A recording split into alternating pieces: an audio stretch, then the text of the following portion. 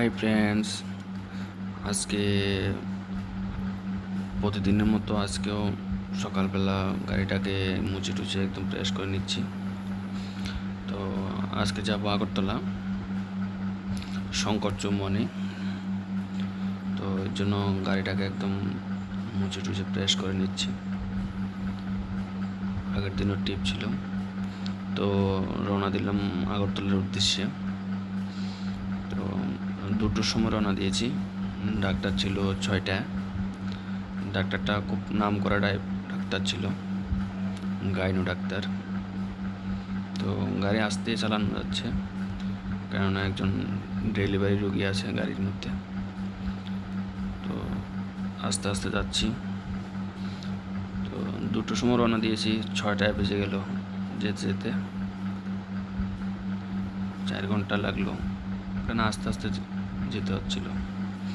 তো এর মাঝে খাওয়া দাওয়া রাস্তার মধ্যে হয়েছিল হোটেলে। তো গাড়ি একদম আস্তেই চালাচ্ছি, 40-50 গাড়ি চালাচ্ছি।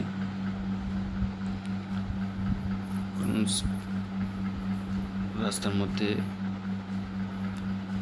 আস্তে চালাতে হয় ডেলিভারি লোকে থাকলে। যখন উদয়পুর ক্রস করি, তো টেপানিয়া হসপিটালের সামনের থেকে একদম বিশ্রামগঞ্জ পর্যন্ত প্রচণ্ড বৃষ্টি। এই বৃষ্টিতেই নেমে খাওয়া দাওয়া করে নিলাম। তে বেশি কিছু দেখাতে পারলাম না, আমি একটু ব্যস্ত ছিলাম। তো এটা হলো গিয়ে প্রায় রাত্রে 10টা, আগরতলা ফ্লাইওভারের ভিউটা। আমি ওখান থেকে 10টায় রওনা দিই।